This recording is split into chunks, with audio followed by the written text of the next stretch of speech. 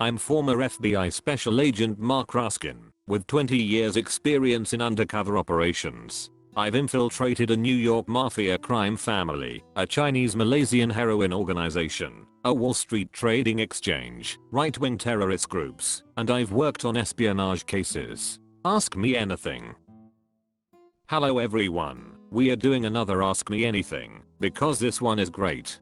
I'll summarize his intro a bit before we get into the questions. If you want you can pause here and read it yourself. Marc spent 20 years undercover with a dozen different aliases. He's received 5 commendations from the director of the FBI and he's spent time working all over the world in different US embassies. He's also written a book, I will leave the link to, that one in the doobly-doo with a bunch of other extra stuff. Let's get started.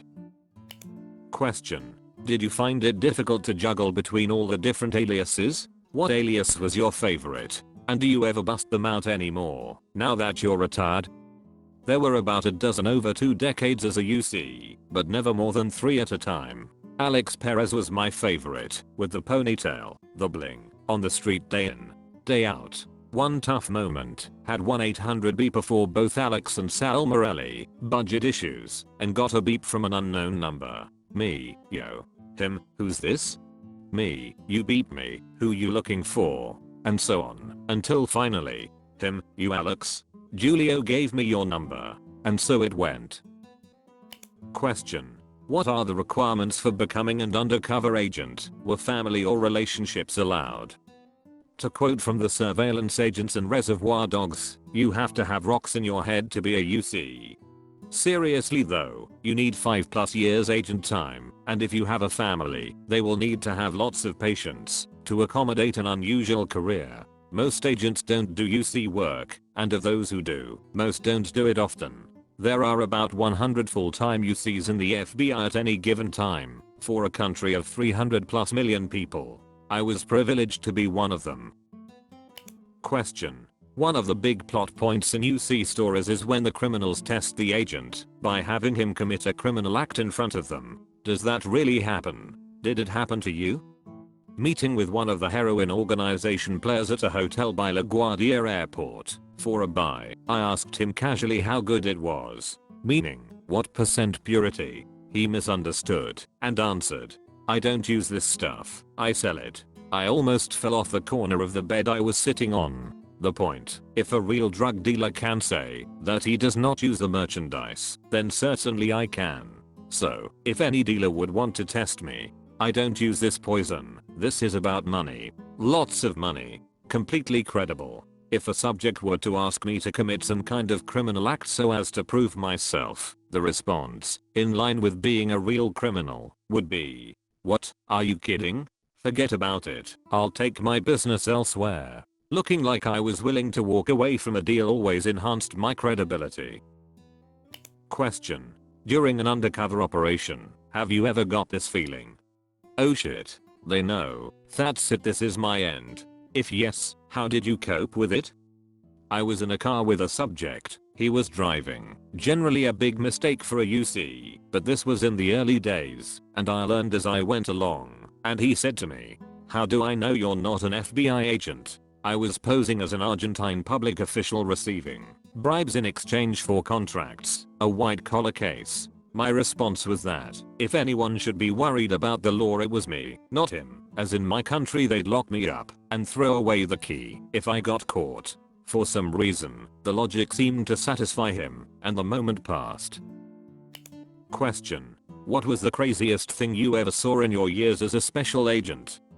Working on the dark side, I often was exposed to the people whose greed made them act in ways we would think of as crazy. Such as the nuclear engineer, who offered to sell me, believing I was a spy for a hostile nation, the blueprints for making a dirty bomb, for use here, and he was American.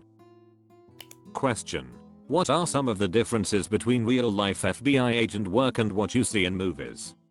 FBI agents have, or used to have, a great sense of humor. In the films, like Die Hard, they're all black suits and grim faces. We are taking over now. That never happens. We'd kid around with the locals, cops, and trooper, and work together all the time. Question. Has there been any occasion where your mission/objective conflicted with your own personal ethics? Before working as a UC, it was black and white. The good guys, us, and the bad guys, them. I came to realize that it's a continuum. Evil on one end, Mother Teresa on the others, and most everyone in the middle. And early on, I did form friendships with subjects, was invited to an intimate wedding, had a guy's son scratch my funny initials on his skateboard. Did not make me feel great. Question. What do you think about conspiracy theories in general? As to conspiracy theories, there is an appropriate saying attributed to an outlaw motorcycle group. The only way 3 people can keep a secret is when 2 of them are dead. Someone will always talk. Question. What were the most important things to do or remember while undercover? You have to be on constantly, never out of character, and think like a criminal. Act like one, not like a cop. A cop would ask, where did you get the heroin/gun/whatever? A real criminal couldn't care less. I never asked that kind of question, which would set off alarm bells with the subjects, even though the prosecutors often pushed me to do so. By acting like one of them, I was accepted as one of them. Question. What are your thoughts on James Comey? Can you talk a little bit about how, if ever, politics affected investigations while you served? Politics never affected cases that I worked on. One of the reasons I was attracted to law enforcement was that, ideally, it's subjective and not political. In my time, I saw public corruption investigations of both Democrat and Republican officials. No one in the bureau cared what the political affiliations of an official happened to be. The perception among many agents, in and out of the bureau, is that Director Comey allowed the FBI to become politicized, to the detriment of the institution. Question. In terms of doing illegal things to keep your cover, is there a line that UCs can't/won't cross? In other words, what would a new C do if the crew they had infiltrated wanted them to join on a murder or assassination attempt? There are absolutely lines that cannot be crossed. There is policy for UCs and informants concerning authorized criminal activity.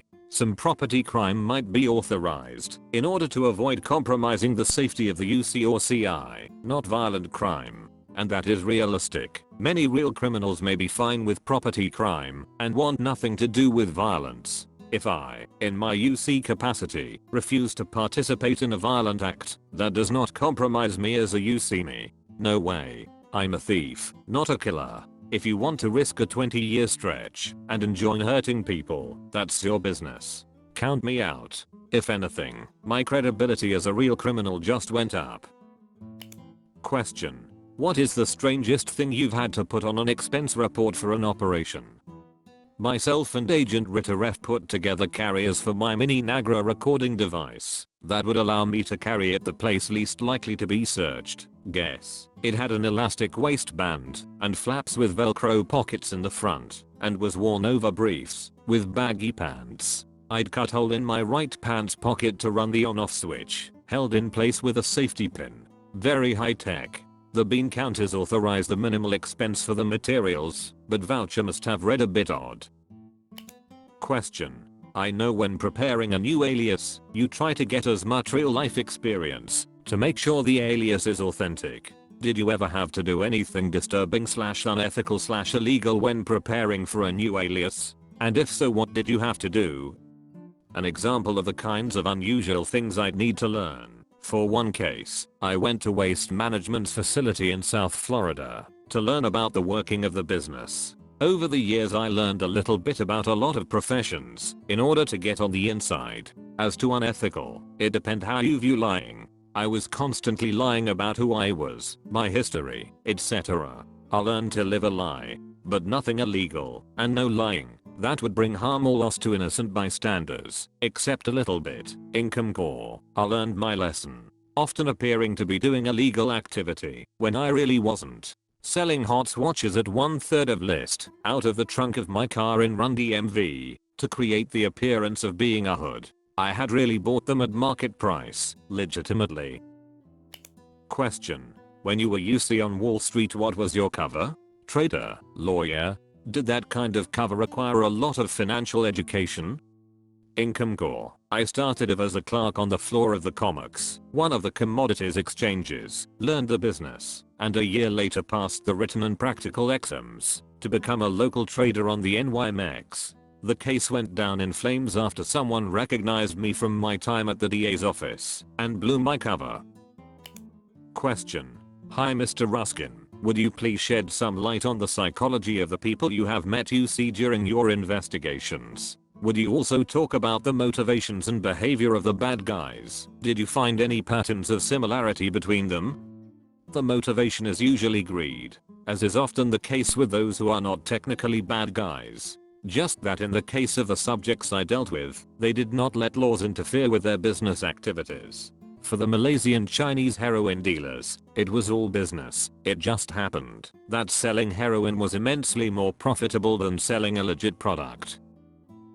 If you found this interesting, I recommend you check out the doobly-doo with a bunch of links. Do you guys enjoy these Ask Me Anything threads? I think they are really awesome and they give me a bit more room to contribute with cool links and information for those of you who want to fall down a rabbit hole. Either way, that's it for today. Take care of each other in the comments and do all the YouTube stuff. See you tomorrow.